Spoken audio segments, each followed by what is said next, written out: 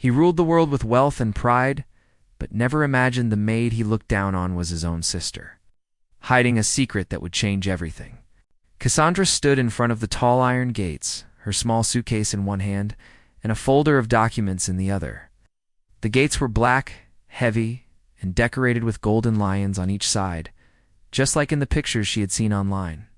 This was the Lennox estate. It's a home of one of the richest families in the country. To most people, this place was a symbol of wealth and power. To Cassandra, it was something more. It was a place tied to a past she had never fully understood. She had been hired as a live-in maid here. And although the salary was good, it wasn't the money that brought her. It was something else, something deeper, something about this house. Felt familiar, though she had never been here before. She couldn't explain it, but it was a feeling that pulled her here, like a puzzle waiting to be solved. The security guard at the front gate looked at her suspiciously, but let her in after. Checking her documents, she was taken in a black car from the gate up the long driveway that cut through rows of tall trees. The estate was massive, like something from a movie. There were fountains, gardens, and statues everywhere. The main building was a giant white mansion with tall windows and huge glass doors. When she walked inside, everything felt cold and quiet. The walls were white, the floors shiny like mirrors, and the furniture looked expensive but not cozy. Everything was perfect, but there was no warmth. It felt like a place where no one really laughed or lived freely. She was introduced to the head housekeeper, a woman named Mrs. Denton. She was strict but polite, and she gave Cassandra a quick tour of the staff quarters and explained the rules. No personal calls during work hours. Mrs. Denton said firmly, "You'll have breakfast before your shift starts at 6 in the morning. Your uniform should be clean and pressed. And most importantly, never speak to Mr. Lennox unless he speaks to you first." Cassandra nodded silently.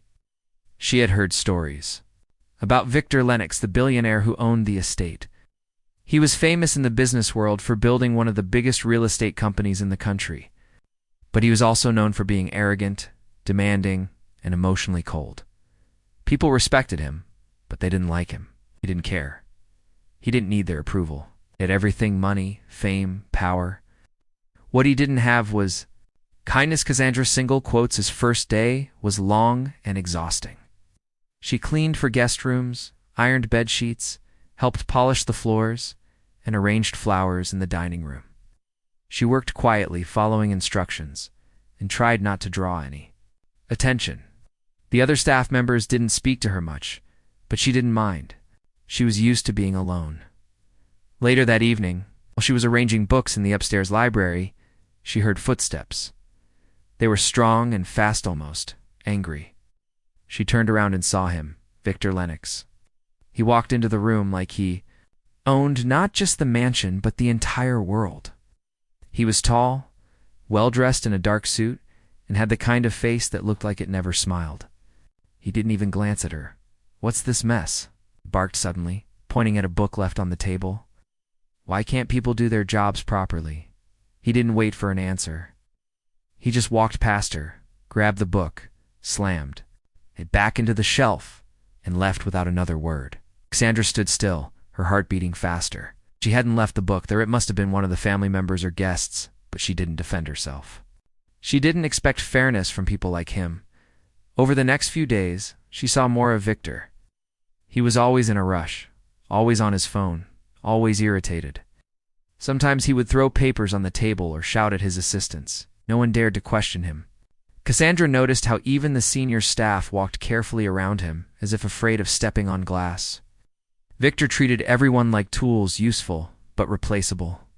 To him, Cassandra was just a maid, shadow, invisible. But Cassandra noticed things he didn't. She noticed how his eyes looked tired, how he never spoke about family, and how he walked through his mansion like a man haunted by something.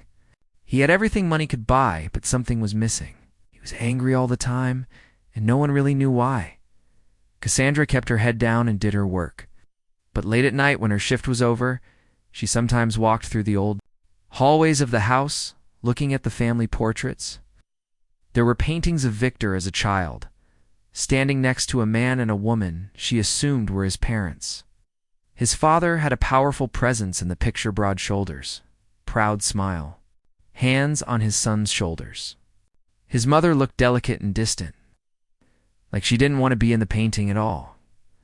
One night, she was dusting the library again. Her eyes fell on a small photograph hidden between two thick books. She picked it up carefully. It was black and white, old and faded. A young woman stood in front of the very same mansion, wearing a simple dress and holding a small baby in her arms. Cassandra's heart stopped. The woman looked exactly like her mother. She stared at the photo, trying to breathe. Could it be? Mother had never told her much about her past. She only knew that her mother had worked in many rich homes, often moving from one job to another. Whenever Cassandra asked about her father, her mother would grow quiet and change the topic. She had once mentioned a place that looked like heaven but felt like prison. Cassandra had never forgotten that phrase. Was this the place? Cassandra hid the photograph in her bag. She didn't know what to do yet, but she knew one thing: this was no ordinary job for her. This house held answers, maybe even secrets. The next day, she started looking more carefully. In the laundry room, in the basement, in the storage closet, sunny where old things might have been left behind. She wasn't stealing. She was searching for something that would tell her who she really was. Somewhere deep in her heart, she had always known that something about her story didn't add up. Now, maybe she was getting closer to the truth. One afternoon, while helping clean the attic, she found an old wooden box. It was dusty and locked, but the lock was rusty, and she was able to force it open. Inside were old letters, torn pictures, and a silver locket. The locket had the letter D carved on it. Cassandra opened it with shaking hands. Inside was a tiny photo. One side had the young woman from the photograph, and the other side, a man. Same man from the painting downstairs, Victor's father. Her breath caught in her throat. Her hands trembled. She sat down on the floor, her heart pounding so loud she could hear it in her ears. She looked again and again. It was the same man. There was no mistake. That night, lying in her small bed in the servants' quarters, Cassandra couldn't sleep. Her mind was racing. Could her mother have had a relationship with Victor's father? Could she be his child too? That would mean Victor wasn't just her employer, it was her brother. Her half-brother. The idea was so wild, so shocking, that she didn't know what to think. It felt like something out of a novel. But her heart told her it was possible. Her mother had always carried pain in her eyes. Maybe this was the reason. Cassandra knew she had to be careful. If she was right, this discovery could change everything. But she also knew Victor. He was not the kind of man who would accept this easily. He was proud, cold, and angry. Telling him would be like waking up a sleeping lion. So, for now, she said nothing. She kept working, kept cleaning, and kept her secrets close. But inside her, a fire had started. Fire made of curiosity, pain, and a need to know the truth. She was no longer just a maid in a rich man's house. She was a daughter searching for her identity, a woman standing in the middle of a family mystery that had been buried for decades. The mansion no longer looked beautiful to her. It looked like a cage full of locked doors. Cassandra had just found the first key. Cassandra woke up the next morning feeling like the world had changed overnight. The discovery she made in the attic had shaken something deep inside her. The photo, the locket, the letters, all of it pointed to one impossible truth. Her mother had once lived and worked in this mansion, and there was a high chance that Cassandra was the daughter of Victor Lennox's father. That meant she wasn't just a maid working for a billionaire. She was family. She was blood. But Cassandra couldn't say anything. Not yet. She needed more proof, something solid that no one could deny. She also needed time to understand what this meant for her life. All she had right now were questions, and each question brought with it a storm of emotions. Why had her mother never told her the truth? Why did she leave the mansion? And what exactly had happened between her and Mr. Lennox? That day, Cassandra moved through her work like a ghost. She cleaned the windows, polished the silver, and helped in the kitchen, but her mind was far away. She kept thinking about the things she had found in that old wooden box. The letters were yellowed and torn, but the handwriting was beautiful. Some of them were signed with a single initial R. Others were unsigned but full of emotion. One letter in particular had caught her attention. It spoke of love and guilt, of promises made in secret. It mentioned a child, a future that could never be, and a heartbreak that could not be avoided. Cassandra read it over and over in her room that night, holding it like a piece of her own heart. Could this letter have been written by Victor's father? Was the child mentioned in it her? She didn't know for sure, but she felt it in her bones. It wasn't just imagination. It was a deep connection, like a whisper from the past calling out to her. The next few days, she began to search more carefully. She cleaned rooms that hadn't been used in years. She offered to help in the storage basement. She asked quiet questions to the older staff, those who had worked in the mansion long before Victor had taken over. Most didn't say much, but a few things slipped through. An elderly gardener told her that long ago there had been a maid who suddenly disappeared. No one knew why. One day she was there, and the next she was gone. She was a quiet girl, he said, his voice tired with age. Kind eyes, worked hard. Then she left without saying goodbye. Some say she was forced out. Cassandra's heart tightened. That maid could have been her mother. She kept searching. In a dusty hallway closet, she found a stack of old newspapers. Hidden between 2 pages was a photograph of a garden party from over 30 years ago. There, in the background, stood her mother barely in focus, carrying a tray of drinks. Oh. She looked young and beautiful, her eyes full of sadness. There was no doubt now. Her mother had been here. One afternoon, Cassandra was called to clean the master's study. It was Victor's private office, and no one usually touched it unless he was away. But he had left on a short business trip, and Mrs. Denton had ordered. The place to be cleaned, Cassandra entered the room slowly, her heart pounding. The office was large, with tall shelves full of books, and a huge desk made of dark wood. Everything was clean already, but she moved through the space anyway. Dusting gently and looking for clues, in one of the drawers, she found something stranger, birth record. It was a copy of Victor Lennox's birth certificate. Read it. Carefully, his father's name was Richard Lennox. His mother's name was Margaret, but something caught her attention. Richard's signature matched the handwriting in the letter she had found. It was the same R. Her hands began to shake. She sat down in the office chair, holding the letter and the certificate side by side. The loops, the slants, the style, they were identical. This meant that Victor's father had definitely written those letters. If he wrote them to her mother, then her mother had been someone special to him. Cassandra couldn't hold back the tears that came next. Her whole life she had grown up feeling invisible.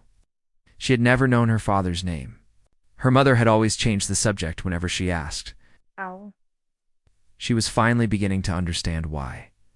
Her mother had been hurt. Deeply hurt. That night, Cassandra couldn't sleep again. She lay in bed thinking about the locket. She opened it once more, staring at the tiny photo of her mother on one side and Richard Lennox on the other.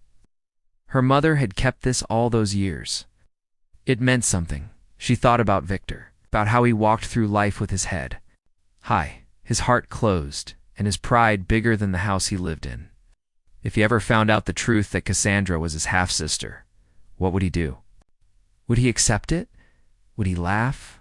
Would he throw her out? The thought scared her, but the truth was stronger than fear. The next morning, Cassandra decided to visit someone who might know more, her mother's old friend, Miss Helen. She lived in a quiet part of town, and Cassandra had visited her a few times as a child. She called her from the staff phone and asked to meet her that evening. Miss Helen opened the door slowly when Cassandra arrived.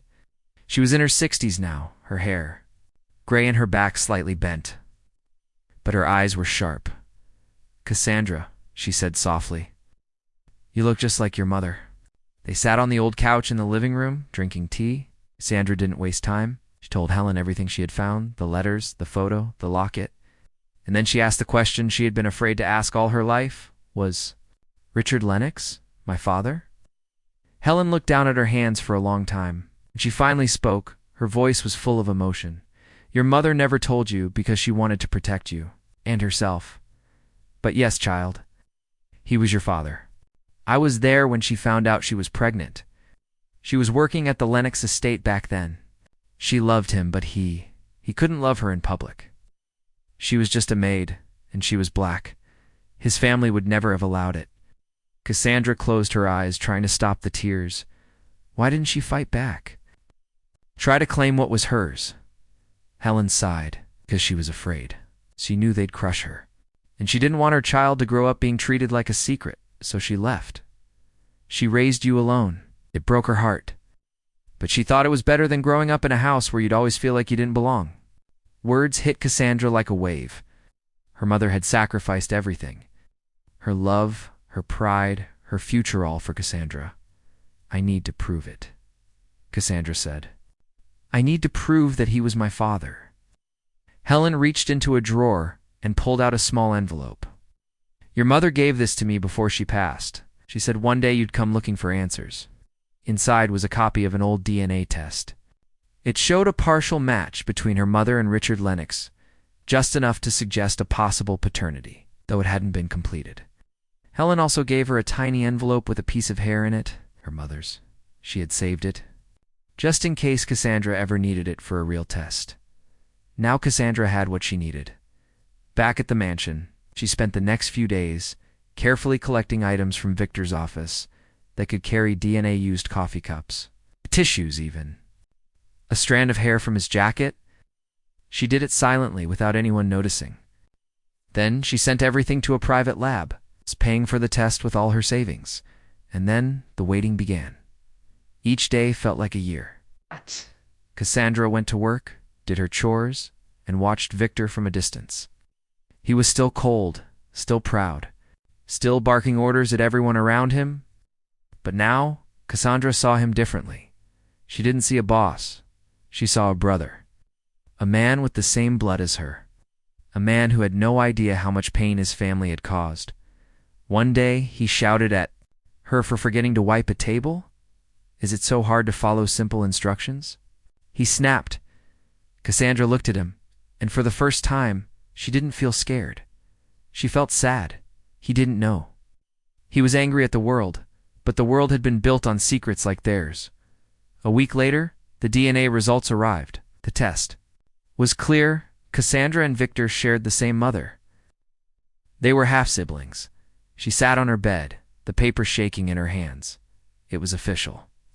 The truth she had always searched for was now in front of her. She had proof. But what was she supposed to do with it? Should she tell him? Would he accept it? Would he believe her? Cassandra knew that this was just the beginning of a new chapter, one filled with confrontation, truth, and maybe even healing. But before she could move forward, she took one last look at her mother's picture. I know now, she whispered. I finally know. Cassandra stood near the window of her small room, holding the DNA test results tightly in her hand. She stared out at the wide green lawns of the Lennox estate, where gardeners moved like ants across the grass. It was peaceful outside, but inside her chest, a storm was brewing. She had spent her entire life wondering who her father was, and now she knew. It wasn't just a guess or a story passed down. It was written on paper, clear and solid. Victor Lennox was her half-brother. They had the same mother. Everything felt different now. The mansion didn't feel like just a workplace. The paintings on the walls, the shining floors, the golden doorknobs, all of it felt like part of her stolen story. She had walked these halls as a maid, cleaning someone else's legacy, never knowing that she belonged to it too. But now the truth was out, at least for her. The question that haunted her now was what to do with it. Should she tell Victor? Should she reveal her identity and demand her place in the family? Or should she walk away with the knowledge and protect herself from the rejection that could come? Victor Lennox was not an easy man. He was powerful, cold, and proud. He didn't even know her name half the time. He barked orders without looking at her face. He called her you or Maid. How would a man like that react to hearing that the black maid who dusted his statues and swept his floors was actually his sister? She could already imagine his voice, sharp and angry. Don't be ridiculous. You're not my sister. This is some game. It's some scam. But Cassandra wasn't a scam. She was flesh and blood. She had proof. And now she had a choice. That evening, she walked through the mansion slowly, her heart pounding in her chest. The hallways echoed with quiet footsteps and the clinking of dinnerware from the dining room. Victor was eating dinner with two business partners from London. Cassandra didn't want to confront him in front of others. She needed a private moment, but those were rare. Later that night, after everyone had gone to bed, she crept down the hallway and placed a small envelope outside Victor's study door. Inside was a copy of the DNA result and a letter she had written in careful handwriting. In the letter, she didn't beg. She didn't shout. She simply told the truth. She explained how she had found the letters, the locket, the photos, and the DNA test. She told him about their mother, about her childhood, about the silence that had followed her all her life. Then she went back to her room and waited. The next morning, she came downstairs expecting everything to be the same. But something was different. The air felt tighter. Staff whispered more than usual. And when she passed Victor in the hallway, he stopped in his tracks and stared at her. His face was pale. His eyes were sharp, almost confused. "Come to my office," now he said. She followed him silently. Once inside, he closed the door behind them. For a moment, he didn't speak. He just looked at her as if trying to see something new in her. "Face, you left this at my door," he finally said, holding the envelope. She nodded. "Yes." He opened the letter again and held up the DNA result. This is real? It is?" He paced across the floor, stopping near the fireplace. "You're saying we have the same mother?" "Yes," she said quietly. Her name was Elaine. She worked here 30 years ago. Victor didn't respond for a long time. His fingers clenched the paper tightly, his jaw tight. "My mother never mentioned anything like this." "She wouldn't," Cassandra replied. "Because Elaine left before you were old enough to remember. Because she was treated like a servant, like someone who didn't deserve a voice." He turned to her, eyes filled with something she couldn't quite read. "Do you expect me to believe that my father had an affair with a maid and that you're the result?" "I'm not asking you to believe me just because I said it," she said, trying to stay calm. "I'm asking you to believe the facts. You have the test. You can order your own if you don't trust mine." Victor threw the paper on his desk. "This is insane." Cassandra stood her ground. "It's not insane. It's true. I didn't want this either. I didn't come here looking for a family. I came here for a job. I had no idea until I found those letters." He ran a hand through his hair, walking toward the window. "I thought I knew everything about my family," he said, almost to himself. "I thought I understood the legacy I inherited. But now you're telling me I have a sister I didn't even know existed?" Cassandra swallowed hard. "Yes, and I'm that sister." For a while there was silence, heavy, painful silence. Finally, Victor turned to her again. "Even if it's true, what do you want?" The question struck her like a slap. It wasn't full of love or welcome. It was full of suspicion, as if she were a thief at his door. "I don't want your money," she said quickly. "I don't want your house, your title, or your power. I just want to be seen for who I am, not as your maid, not as your servant, as your sister." Victor said nothing. He just stared at her, cold and unreadable. She left the office quietly, tears threatening to spill. She had done her part. Truth was out. Now it was up to him. The next few days were unbearable. Victor didn't speak to her, didn't fire her, but he didn't acknowledge her either. He moved around the mansion like a man haunted. His face was darker, his voice sharper. Staff began to notice. Some whispered that he was under pressure from business deals. Others thought he was ill. Only Cassandra knew the real reason. One night, she was cleaning the library when he entered quietly. He didn't speak for a long time. She stood still, waiting. "I ordered my own test," he said suddenly. "Came today." She turned slowly to face him. "It matches," he said. "You weren't lying." Cassandra nodded, her heart pounding. He didn't congratulate her. He didn't hug her. He simply walked to a chair and sat down. "I don't know how to process this," he admitted. "My entire life, I believed I was an only child. That my father was faithful, that my mother was proud and perfect. But now I know my father betrayed her, that he had a secret child. That child is you, Cassandra looked at him, tears in her eyes. I didn't ask to be born in secret. I didn't ask to grow up without knowing who I was. He looked away. You grew up in pain, and I grew up in lies. There was a long silence again. Victor finally said, Why didn't your mother tell anyone? She was scared, and she was tired. She didn't want me to grow up being treated like trash. She thought staying away was the only way to protect us both. Victor looked at the bookshelf, his voice distant. I remember a woman once, vaguely. I must have been 3 or 4. She gave me candy. She had the same eyes as you, Cassandra. Smiled through her tears. That was her. He sighed. I don't know what to do, Cassandra. I don't know how to fix this. You don't have to fix it all at once, she said gently. Just see me. Just recognize me. He nodded slowly. I need time. I understand. Victor stood and walked past her. Just before leaving the room, he paused. I won't treat you like a maid anymore. She nodded. Thank you. The next day, Cassandra was given lighter duties. She was no longer scrubbing floors or cleaning bathrooms.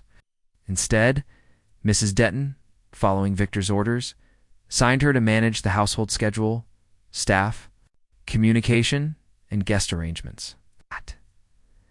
It was a quiet change, but an important one. The other staff noticed. Whispers began. Some were kind. Others were cruel. She must be sleeping with the boss. No way a maid gets promoted like that. She walks around like she owns the place now. Cassandra ignored the gossip. She held her head high. She'd spent years walking small, trying not to be seen. Now she was ready to be visible, Victor. Remained distant, but sometimes she caught him watching her curious, confused, thoughtful. She knew it would take time. Families weren't built overnight, especially families made from old secrets and buried pain. One day, as she walked past the garden, Victor joined her silently. This place feels different now, he said. It feels like home to me, she replied softly. He looked at her and nodded. Maybe one day it will feel like home to both of us. Sandra smiled. The truth had finally been spoken. The door to a new life had opened now. The healing could begin. After the uneasy silence that had filled the mansion for weeks, a slow change began. Cassandra and Victor were no longer strangers, with a secret hanging between them. They were siblings, connected by blood and by a complicated past that neither of them had chosen. But this new bond was fragile. It was like a delicate glass vase. It was beautiful but easily broken. Victor still carried the weight of his arrogance. And Cassandra still bore the scars of years of invisibility. Neither of them knew how to navigate this new relationship. They were walking on thin ice. Unsure if it would hold their weight or crack beneath their feet, days passed with small gestures that meant more than words. Victor didn't yell at her anymore. He didn't ignore her completely. He began asking questions about her life, her dreams, and her thoughts. At first, the questions were awkward, like a child learning to speak, but they grew more sincere. 1. Afternoon, Victor found Cassandra in the garden. She was sitting on a bench, staring at the blooming roses. He approached quietly and sat beside her. I want to know more about you, he said, his voice softer than usual. Cassandra looked at him, surprised but pleased. For so long, she had been invisible to him. Oh, He wanted to understand her. nice. It was a small thing, but it felt like a giant step. She smiled shyly and started to talk. She told him about her childhood, the struggles of growing up without a father, the love and protection of her mother, and the pain of never feeling like she belonged. She shared stories of small joys and big fears, of moments when she had almost given up, and times when she had fought to keep going. Victor listened quietly, absorbing every word. For the first time, he saw her not as a maid or a stranger, but as a person, a sister who had lived a life full of challenges and courage. Their conversations grew longer and more frequent. They discovered they had more in common than they thought. Both loved old books, classical music, and walks in the garden. Both had a stubborn streak and a fierce desire to protect the people they cared about. But it wasn't all easy. There were moments of tension and misunderstanding. Victor's pride sometimes made him pull away, afraid to admit he was wrong or vulnerable. Cassandra's fears of rejection sometimes made her quiet and distant, unsure if she was truly accepted. One evening, after a long day filled with small arguments and silent treatments, Victor came to Cassandra's room. She was surprised to see him there, standing awkwardly by the door.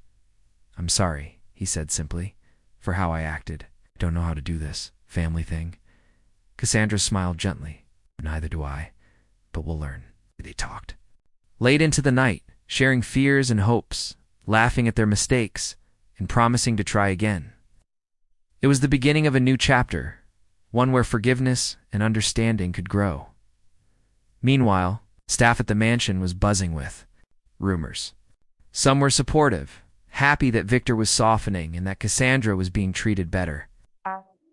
Others were jealous or suspicious.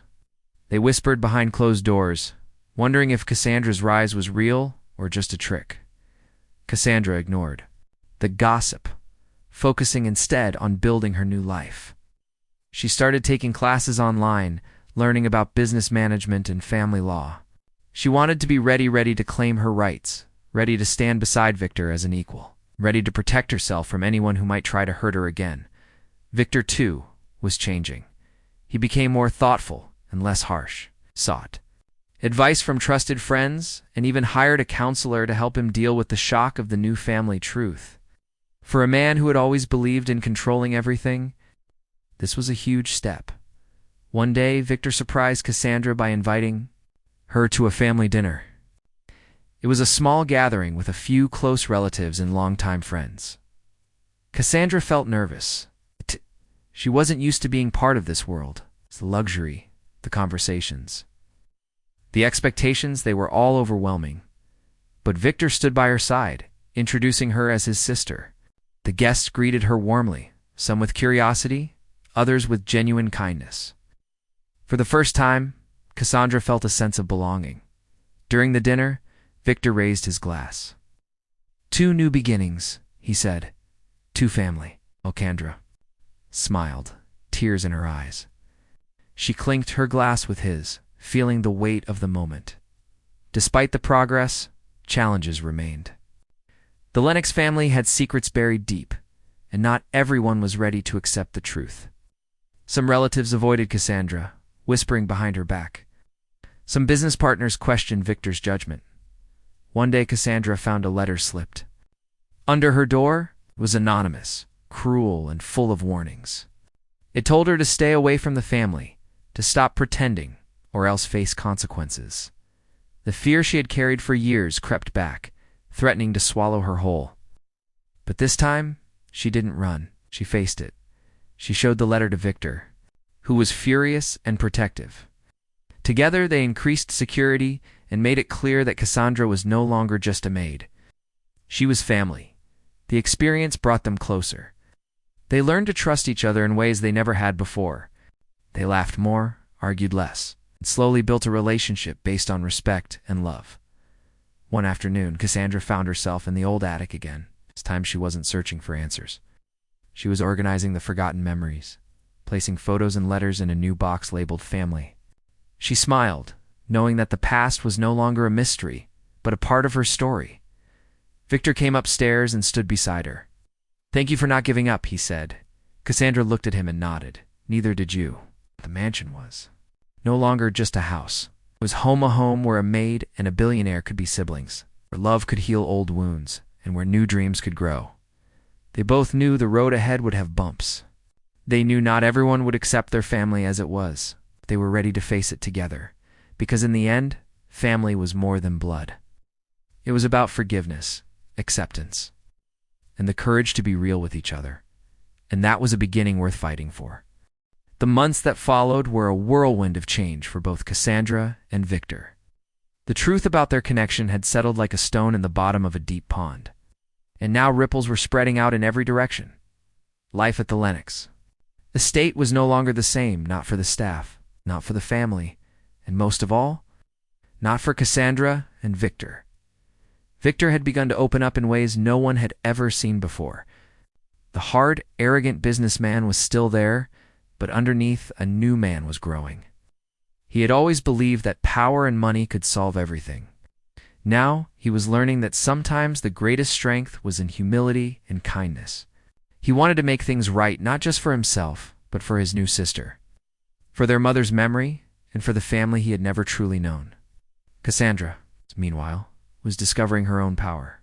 The shy maid who had once hidden in the shadows was becoming a woman who could stand tall beside her brother. She learned how to navigate the complicated world of high society, how to speak with confidence, and how to demand respect without losing her gentle spirit. She wanted to be more than just the black maid or the secret sister. She wanted to be a part of the family's future. One day, Victor called Cassandra to his office. He had a serious look on his face, but also something new, a spark of hope. "I've been thinking," he said slowly, "about how we can honor Mom, about how we can bring her story to light." Cassandra looked up, surprised. Their mother, Elaine, had lived her whole life in silence, hiding from the world because of shame and fear. No one outside the mansion even knew her name. But now it was time for that to change. Victor continued, "I want to set up a foundation in her name, to help women like her maids, workers, women who have been forgotten or ignored." Cassandra felt a rush of emotion. Tears filled her eyes. That would be beautiful. Together, they began to plan. The Elaine Lennox Foundation would provide scholarships, legal aid, and support for women who had faced hardship and discrimination. It would be a symbol of hope, a way to turn pain into purpose, while the foundation took shape. Cassandra's relationship with Victor grew stronger. They laughed together, argued occasionally, but always came back to a place of love and understanding. Victor even invited her to join the board of the family business, surprising everyone with his trust and belief in her abilities. But life was never without challenges. Some members of the Lennox family refused to accept Cassandra. They saw her as an outsider, a threat to their inheritance and reputation. At family gatherings, whispers followed her like shadows. Some cousins avoided her, some openly criticized her. Cassandra tried to ignore the hurtful words, but sometimes the loneliness was heavy. She confided in Victor, who reminded her, "We have each other. That's what matters." One evening, a heated argument broke out between Victor and his uncle, Mr. Harrington, a man who had long held power in the family. Mr. Harrington accused Cassandra of trying to take advantage of muddying the family name. Victor stood up, his voice firm. "She is my sister. She belongs here as much as any of you." The room fell silent. No one had heard Victor speak so passionately before. After that night, the family began to shift. How the wounds started to heal. Some relatives came to accept Cassandra. Others stayed distant, but the battle lines were clear. Cassandra's presence also brought unexpected joy to the household. She helped bridge the gap between the staff and the family, reminding everyone that respect and kindness were more important than titles. The mansion, once cold and distant, began to feel warm and alive. One afternoon, Cassandra found a box of old letters and photographs hidden in the attic. Among them was a letter from their mother, written in her own hand. In it, Elaine spoke of her love for her children, her regrets, and her hope that one day they would be united. Cassandra and Victor read the letter together, tears streaming down their faces. It was a moment of healing, a connection across time, that made their journey feel complete. As the years passed, the Elaine Lennox Foundation flourished, helping hundreds of women rebuild their lives. Cassandra became a respected leader, admired for her courage and compassion. Victor transformed into a more humble and caring man. Proud of the sister he had once ignored, their story became an inspiration to many, a reminder that even the deepest secrets could be uncovered, that families could be rebuilt, and that love could heal the wounds of the past. In the end, Cassandra and Victor learned that true wealth was not measured by money or status, but by the strength of the bonds they shared. They proved that no matter where you come from, you can create your own destiny, and the arrogant billionaire and the black maid, they became something more, brother and sister, equals and friends, united by a truth that changed everything.